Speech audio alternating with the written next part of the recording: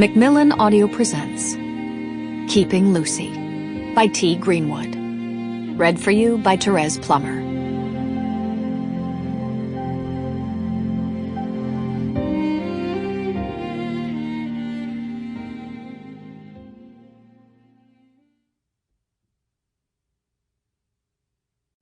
The moon, for all her light and grace, has never learned to know her place. Robert Frost. We'd never know how high we are till we are called to rise, and then, if we are true to plan, our statures touch the sky. Emily Dickinson. It might be miles beyond the moon, or right where you stand. Never Neverland, from the musical Peter Pan. Lyrics by Betty Comden and Adolph Green. Music by Joel Stein. Prologue. Dover, Massachusetts, October 1969. Later, she would blame the moon. That full blood moon that pierced the night sky like a bleeding bullet hole. Of course, Ginny had heard the old wives' tales about hospitals filling with pregnant women on the night of a full moon. Her mother had called her just that morning and warned her to pack her overnight bag. Ginny still had 2 weeks to go, but Shirley had insisted she be ready. "That baby won't wait for you to find your slippers," she said.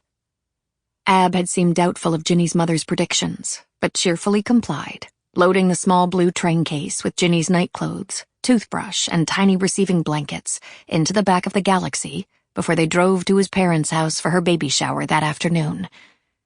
And sure enough, just as the shower was coming to an end, the paper plate hat covered with bows firmly affixed atop her head, the pristine bibs and layettes folded and stacked, she felt the first pains. Then, only moments later, as her mother-in-law Sylvia's housekeeper cleared the empty cups and half-eaten finger sandwiches from the coffee table, she felt the hot rush between her legs.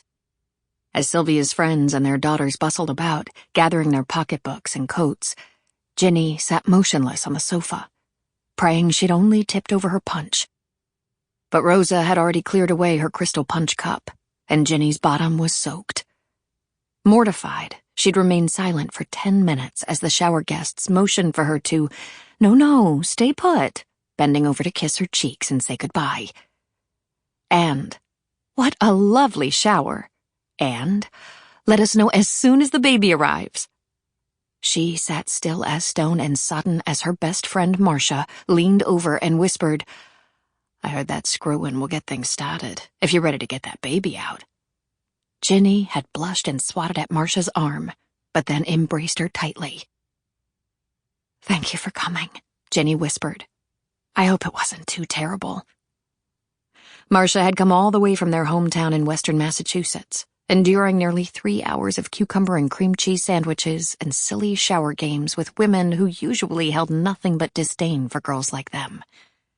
Even Ginny's own mother had refused to make the trip, citing some vague ailment as an excuse.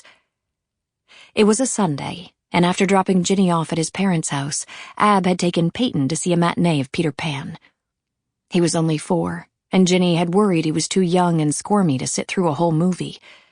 But when she glanced at her watch, she saw that the film was likely over and expected they'd be back any minute.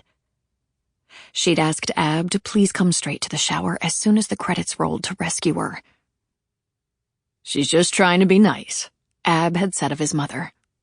"I know, but I hardly even know these women." "You should at least try," he said. "They're our neighbors, too." They'd moved to Dover from their tiny house in Cambridge as soon as Ab graduated from law school, when Peyton was still a toddler. He'd started working for his father's firm in the city before he'd even passed the bar exam. The down payment on the home in Dover was a graduation gift from his parents. The fact that the house was only a half a mile away from his parents' house didn't seem to bother Ab, despite all their early dreams of a quiet, simple life, raising their children in nature rather than in these stuffy suburbs. "Come on, Gin. It's not so bad. I grew up here," he'd argued. Sample complete. Ready to continue?